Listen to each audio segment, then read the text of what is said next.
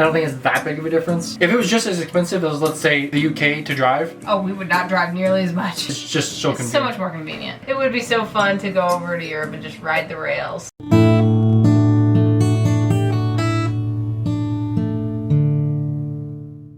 Hey everyone, welcome back. Today we're going to be checking out a really interesting topic. The title definitely caught my attention. It is Why Europe is Insanely Well Designed. Which I think is a matter of opinion, but I want to see if we agree or not. Part of it is I've heard like the US has so much land that we've been able, that's why we can keep building like bigger and have bigger roads and everything.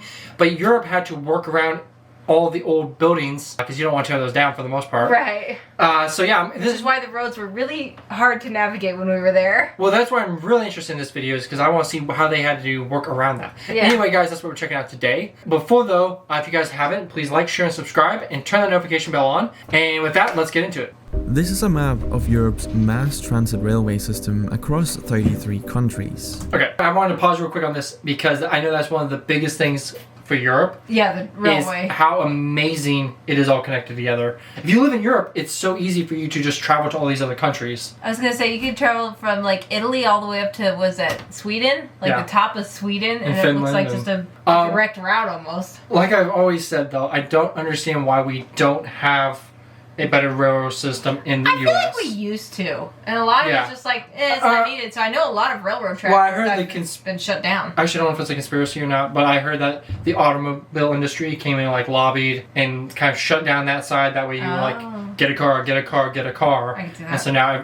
the infrastructure is built for cars. Yeah. We have the railroad tracks, which again, okay guys, I know this is just a rant, but I went to Dallas a couple months back to visit my brother, and there was not a railroad track between Kansas City and Dallas, Texas. Yeah. There's no way to get there by train. Like Amtrak's like the one and only system we have. and it mainly goes east and west. Yeah, it wasn't. Anyway. The yellow lines indicate the presence of a train line, and as you can see, it's very dense. There are hardly any spaces where there isn't any coverage for railways. Now, if we Spain compare has a this to a ton. map of railroad tracks in the US, it's a different story.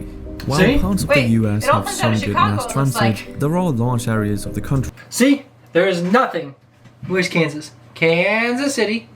There's like And I guess, okay, I take it back. There is something. I couldn't find this when I was looking for one, so I guess there is this, whatever the hell this thing is. Yeah, but then it changes green, so I wonder if you just switch Probably switch stations lines, yeah. or something. So there's nothing direct when I was looking, but That might be why. anyway, still, like, look, I guess, okay, there's nothing in South Dakota, never mind. Nobody goes to South Dakota.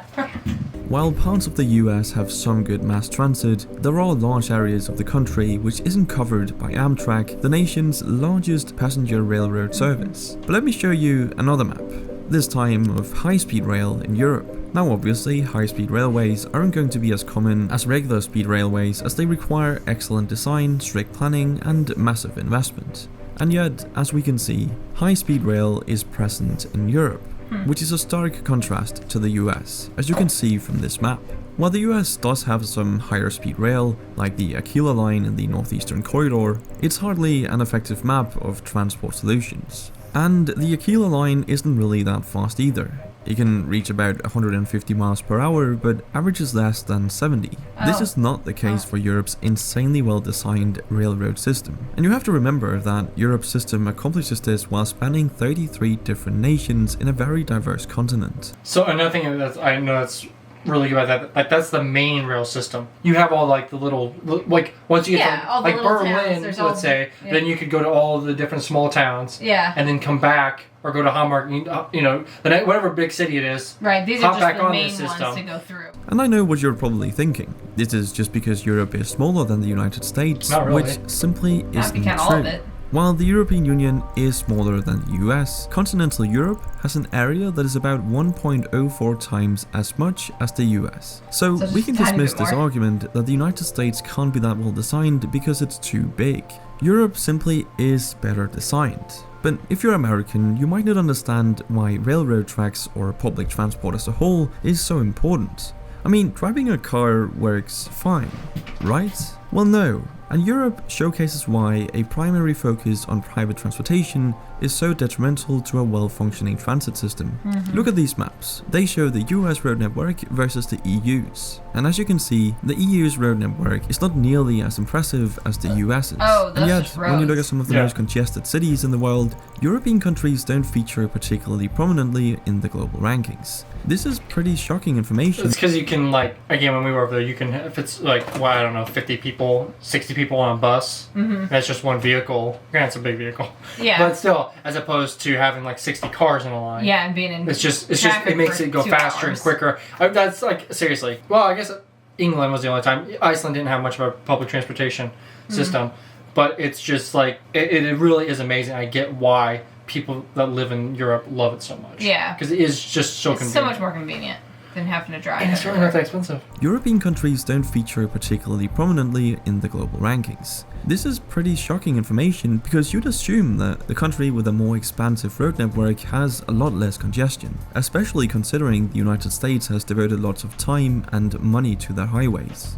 So how come Europe is less congested when they have fewer roads? Well, it all comes down to disincentivizing the use of cars and, most importantly, making an attractive alternative. Europe does this by having both private and public transportation infrastructure, which technically the US has as well, it's just a lot worse. But on top of this, Europe makes it pretty expensive to buy, own and use a car. This is achieved by having high taxes on Heard this. vehicles and gasoline. Yeah. In fact, here's a map of worldwide gasoline prices. As you can see, European nations are in the top rankings, while the US lies at the bottom, charging very little. But let me Yeah, the UK's top 5. Yeah, so the UK's in the top 5. That Oh, is, wow. I'm learning this in like actually in econ. If you want to disincentivize something, like you can have the government regulate, like add taxes on certain things. I've heard like in London you have to pay. I think there's like some kind of special tax to be able to just park your car at your house. I'm Or pretty even sure. to be able to drive into the city. Yeah, there's costs something like that. more. It's like just the privilege of having a car in London costs more. Yeah. I think we do have some cities like that. I think New York State's kind of like that because of pollution and stuff. Yeah, and there's too much congestion. But it is It's too interesting small. how government can work to when they want to incentivize or Yeah. disincentivize something, and that's absolutely, like, you can see that. Yeah. If it was just as expensive as, let's say, the UK to drive, Oh, we would not drive nearly as much. yeah, there'd be like an uproar because Going to the city once a month. well, there'd be an uproar because it's like we don't have the public transportation system to rely Yeah. on, so it's like, There'd be a lot less people living in the country. oh yeah, nations are in the top rankings, while the US lies at the bottom, charging very little. But let me be very clear, it's only a good idea to make it expensive to drive a car if you have an attractive alternative, exactly. which America doesn't, but Europe does. I mean, obviously this wouldn't work in the US with its current transportation infrastructure, but in Europe, this is a great strategy because you make the roads less congested for those who actually need them and give everyone else an affordable and efficient alternative, being Europe's amazing public transport like the trains on the railways. This is arguably the better strategy because even though That's the vast cool. majority of Americans have access to vehicles at around 91% and gas is comparatively cheap, it still leaves 9% who don't have access to vehicles. What are these people who can't afford a car supposed to do? I mean, sometimes public transport isn't even an option or is simply too expensive for many. So you've now actively excluded those Yeah, that's the one thing. Like, I know there's Uber, but that's very expensive, and then there's Yeah. like taxis.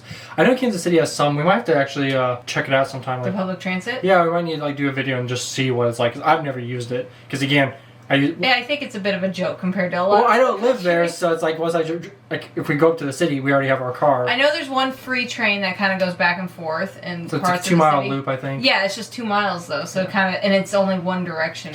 I don't like, know. back Maybe we and should forth. check it out because it would be interesting to like see. So you've now actively excluded those who aren't exactly the most well off from society. To make matters worse, some US cities actually got rid of their public transport to make room for more cars. I'm not joking. American streetcars like trams were actually removed to make way for bigger roads. Absolutely insane. Compare that to Oslo, Berlin and Madrid, where discussions are underway to restrict or even exclude most cars from the city center. And let's not forget that when you have Look at cars, you Wait. also need somewhere to There's Oh, like, the tomato? there's like tomatoes and stuff on top of the roof. exclude most cars from the city It's center. like It's Pac-Man. Pac-Man and a tomato. That's cool.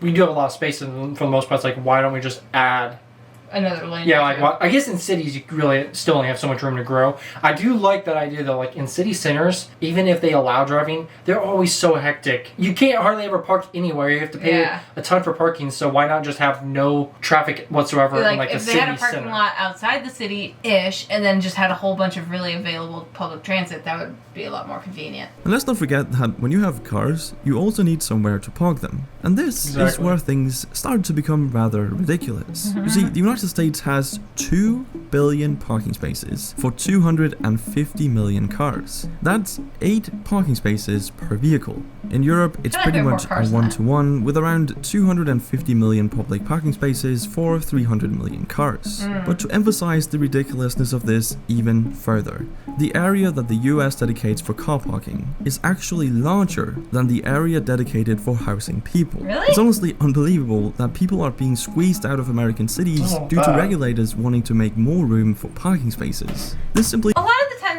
especially in congested areas, they just make the parking garages taller. Yeah. Yeah, that's a lot more convenient because it's like you have one section of space and they just have layers I where you mean, can park your car. I'm sure you did research on it, so I'm not gonna just like automatically say he's wrong, but that doesn't seem quite right to me. Regardless, he is right that there is a ton of space because you have to think even Walmarts are never full. Yeah, if you Hardly. think about it, the And- parking lot's like 3 times bigger than the actual store. Yeah, it's like the parking lot's massive, and then you have the store. Yeah. wouldn't fly in the EU, as it has a whole policy dedicated to improving urban planning. See, the EU spent 115 billion euros between 2014 and 2020 to improve city design by making it smarter, greener, and more connected. Simply meaning they allocated funds to make their cities more efficient, more connected, and better for the environment. And better for the environment they really are, as the average resident in a typical Western US city, such as Los Angeles or Phoenix, contributes approximately 6 times more carbon to the atmosphere per capita than an average European city resident. This is purely the result of not having effective transport solutions, which saves resources and allows people to move about efficiently. And exactly that, moving about efficiently is something most of Europe's citizens are able to do as a result of the European Union. See, most of Europe's nations are in the European Union, which gives the EU citizens a number of perks, which includes a free travel area. This has been one of the most important achievements of the EU, as it makes it possible for an EU citizen to travel freely to other EU member states and stay for up to 3 months. All they need is a passport or even just an ID card. No visas, no trips to embassies, no form filing, just head straight over. This makes it incredible. I think for the most part, all we need is a passport to go to a different country, too.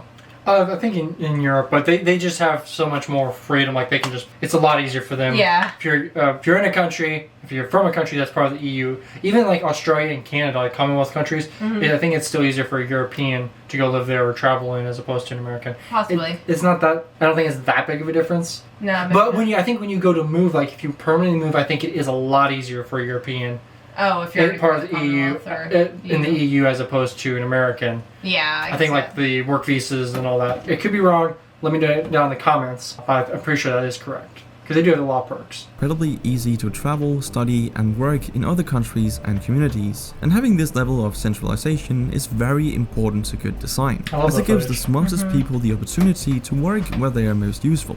And since good design obviously requires a lot of complicated problem solving and planning, this is very smart. Another smart thing is the incredible biking infrastructure we see in Europe, I was gonna perfectly say, yeah. illustrated by this map of bike path density in Europe. Holy All the cow. purple lines are bike paths, and Jeez. there's clearly a lot of them, especially towards the left side of the map, but that's just because this is the home of the Dutch, the Netherlands. Now, the funny thing is, I won't be able to compare this to a map of bike path density in the United States, because such a map hasn't been made. I was At gonna least say. I wasn't able to find any, and I can only wonder why. But anyway, what Europe and also the European Union has achieved is pretty remarkable, as it's hard to think of another set of such diverse countries where you would be able to travel so freely, in an efficient and inexpensive manner. I mean, you can literally get from Paris to Amsterdam, for example, in just 3 hours for around $30. Whoa. Imagine being able to travel all over Yeah, so like that's nothing like it's the price too. Like you couldn't travel that far for $30 in gas. No. It's because obviously they're having more more people will make it cost efficient. They can haul like a train. I don't know 200 Well, even that they're people. already set up for that. Our trains, even the ones that are direct routes or whatever, they're still so expensive. Anyway, I think when I was looking at some tickets, like Amtrak's like $350 from here to Chicago, which is like 8-hour drive. Yeah. What, like 500 Well, that's miles? another thing. Like what he said early on is the train system's not any faster. So when I was looking to go from here, Kansas City to Chicago, it literally takes just as long, if not longer, with stops. Yeah. It costs more than the gas. It's the same amount of time. So other than And with a car, you can take a bunch of people for the same price. other than the annoyance of just sitting in one cramped location, not being able to get up and walk around, Yeah. the car is just more feasible over here. Yeah. Imagine being able to travel all over Asia without any border crossings, checks or visas, and being able to stay for months at a time. That would be truly amazing. It's like from and let's one not coast to forget the that other in European America. design has always been distinctive and very successful. In fact, the continent's history of design and interconnectedness serves as a model for the rest of the world. But even though Europe and the EU are pretty great and have amazing infrastructure, I love that Gothic cathedral. Anyway, yeah, the Gothic cathedral. There you go. the rest of the world. But even though Europe and the EU are pretty great and have amazing infrastructure, What city they are obviously aren't perfect. And I'd love to hear some of the reasons it might not be, so leave a comment down below if you have some thoughts on this. But that's it for this video. Thank you for watching. Really well put together video. Very well done. I love the all only the thing- aerial shots. The only thing I must like, he was mentioning some of like the EU and how you can travel freely through the countries, which is awesome because they're different cultures in different countries though. But it's like the US, you still can do that, except we just don't have as big of a cultural divide. Not divide, a cultural difference from state to state. It's like more from like Midwest to California or like Even then, it's coast more- to coast. It's The only like cultural shocks or differences you get is from country to city living. well, no, They are very different. No, because you get different accents, you get Yeah, different but- foods, you get different. Yeah, but You for do the get most different part, living culture. styles are the same whether you're in a city to another city or if you're in the country to another country. It's very similar. But anyway, Country as in the out in the well, I was meaning to say though, I was trying to get to say, yeah, we can easily move state to state, Yeah. cross state lines, like you just drive right through. for the most part, The yeah. other thing I will mention that was kind of weird that they're talking about doing is the real ID, Yeah, and they're gonna limit.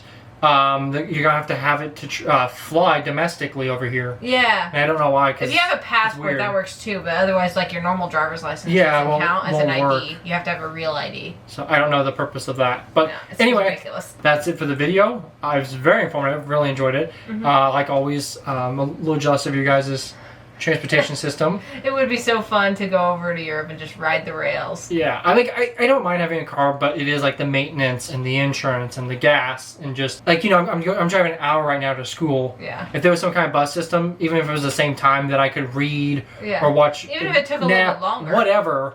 Like that's still 2 hours of my time that I'm just sitting in a car. We could all just get a Tesla and have it drive ourselves. Yeah, but you have to like touch it every 30 seconds or something. Oh, I don't know. Anyway, guys, that's it for the video. Thank you so much for watching. Please be safe, take care, look after one another, and we're looking forward to what you guys comment down below.